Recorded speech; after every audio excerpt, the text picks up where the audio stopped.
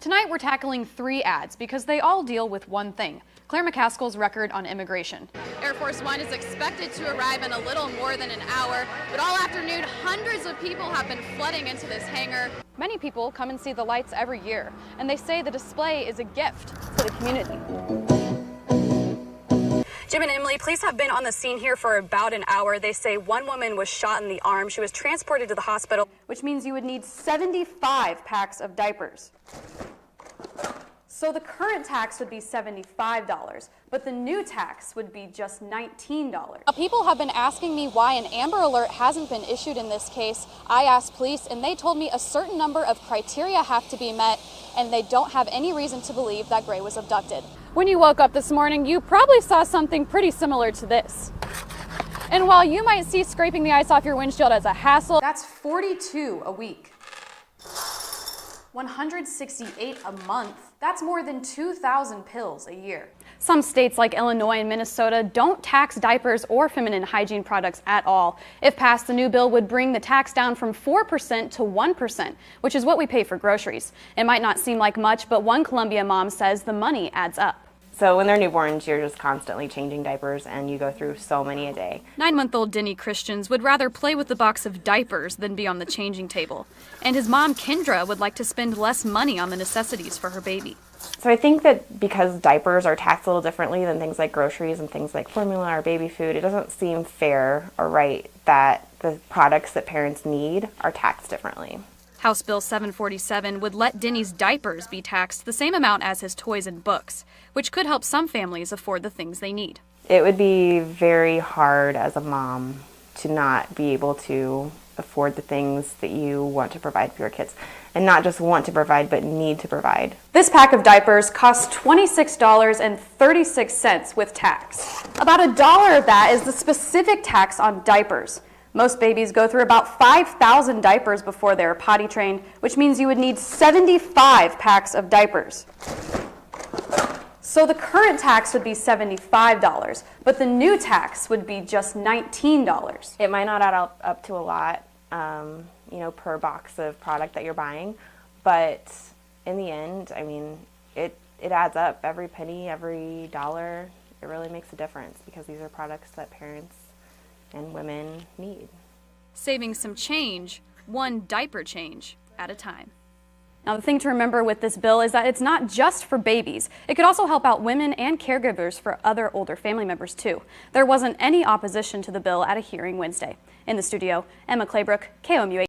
Around graduation season, you can usually find hundreds of students taking pictures on MU's famous quad, but one graduate brought a special guest to crash his photo shoot. These guys are sort of spoiled. They get to lay around all day. But not on Thursday. Amelia the dairy cow was spotted on MU's campus for a graduation photo shoot. There were a lot of cell phones out. It was kind of fun. I kind of figured people would stare because not many people see cows every day. Massimo Montalbano always had the idea in the back of his mind to bring a cow along, but heard a student last spring took photos with her horse. I figured I'd one-up her and bring a cow instead of a horse. Amelia lives at Foremost Dairy Research Center and has quite the resume. In addition to providing gallons and gallons of milk every day, she is also a prize-winning show cow. Well, she didn't want to go originally, but I convinced her. There we go, yeah. Montalbano originally came to MU for the vet program, but quickly fell in love with dairy farming. Every day is different. One day you're feeding, one day you're milking. There's something new, it's just a challenge. The pair drew quite a crowd while his girlfriend took the photos. I didn't want to, but I agreed to it for her. And I decided that, if we're going to do this, we're going to bring cows on campus. A moving end to a college career. And she's just a good-looking cow.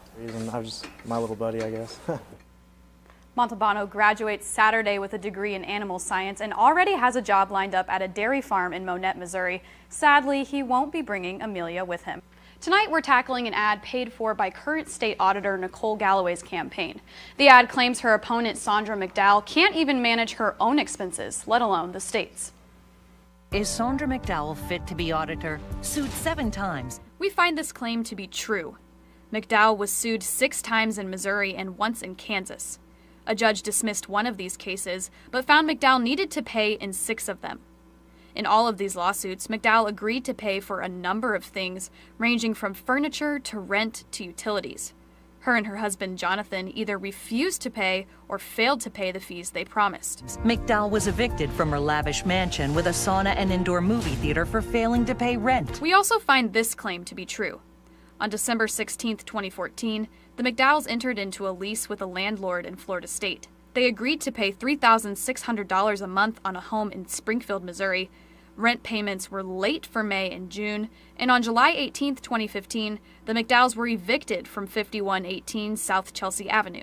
She has so much debt, the state is garnishing her wages. This claim is also true.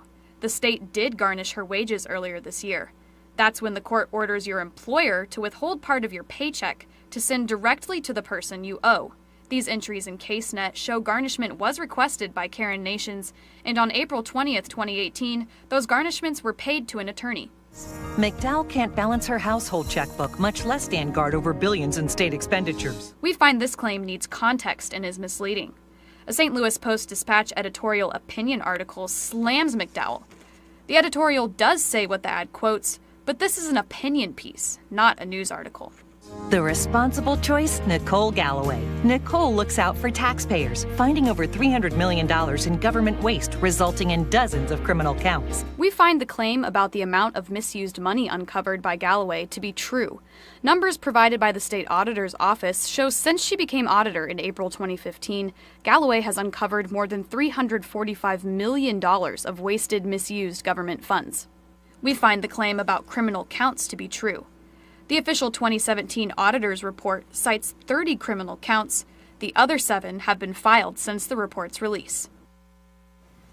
I reached out to Sandra McDowell's campaign for comment, and right before air at 5:45, a campaign spokesperson sent us a statement denying the ad's claims and touting a plan that would track every dollar the government spends. For this Target 8 Fact Check, I'm Emma Claybrook.